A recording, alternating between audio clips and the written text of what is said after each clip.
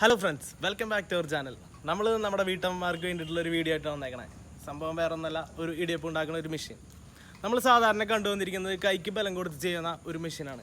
നമ്മൾ അതിൽ നിന്നെല്ലാം മാറി ചിന്തിച്ച് വേറെ ഓട്ടോമാറ്റിക്കായിട്ട് വർക്ക് ചെയ്യുന്ന ഒരു മെഷീനായിട്ടാണ് നമ്മൾ ഇന്ന് വന്നിരിക്കുന്നത്. ആ മെഷീൻ വീട്ടിലിരുന്ന് എങ്ങനെ എളുപ്പത്തിൽ ഉണ്ടാക്കുക എന്നുള്ള ഒരു ചെറിയ വീഡിയോ ആയിട്ടാണ് നമ്മൾ ഇന്ന് വന്നിരിക്കുന്നത്. അപ്പോൾ നമ്മുടെ വീഡിയോയിലേക്ക് പോയാലോ.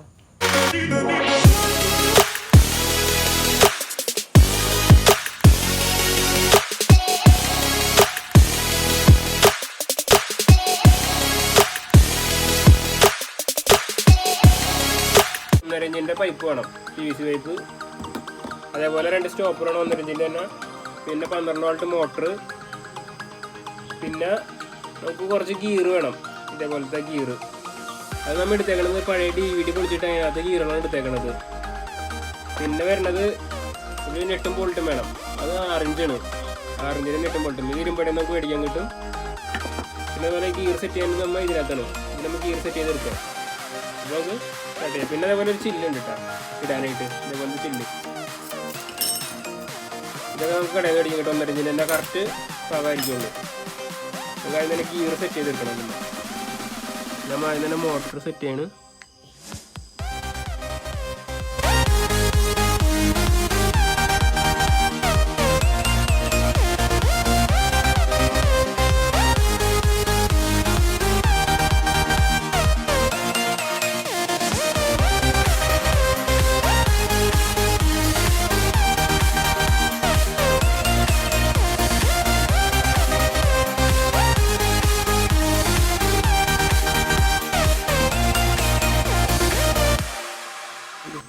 നമ്മൾ ഈ സ്റ്റോപ്പറുമ്പോൾ 3 ഹോൾ ഇട്ടെടുത്തേക്കാണ്.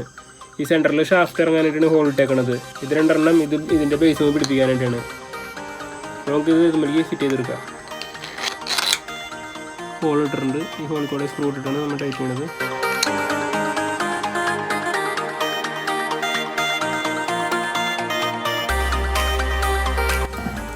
അതൊരു സ്റ്റോപ്പറുമ്പോൾ നമ്മൾ ഈ സൈഡ് ഭാഗം കട്ട് ചെയ്തെടുത്തുണ്ട് ചില്ലിടാനായിട്ട്. അപ്പോൾ നമുക്ക് ഇതിന് ഒരു പിടുത്തമുള്ളതുകൊണ്ട് അതിനകത്തേക്ക് ചില്ലിട്ടുണ്ടെങ്കിൽ സ്റ്റക്കായിട്ട് അവിടെ തന്നെ നിന്നോളും.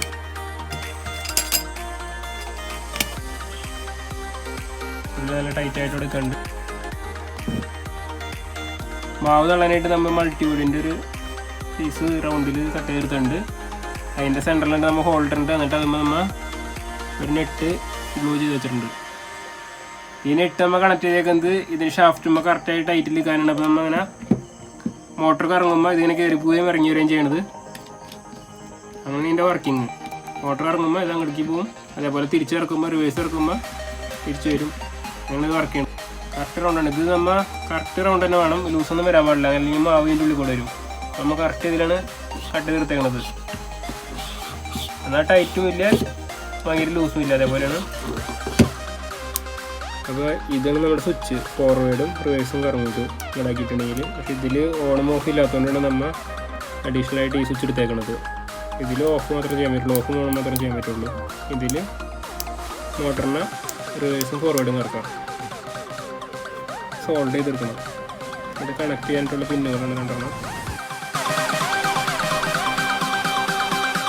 അത് സോൾഡ് ചെയ്തെടുത്തിട്ടുണ്ട്. ഇത് മിനി മോട്ടറിലേക്ക് കൊടുക്കുന്നതും ഇത് 12 വോൾട്ടിൻ്റെ അഡാപ്റ്ററിലേക്ക് കണക്ട് ചെയ്യാനായിട്ടുള്ളതാണ്. ഇതുവഴി നമ്മൾ അഡാപ്റ്ററിലേക്ക് കണക്ട് ചെയ്യുന്നത്.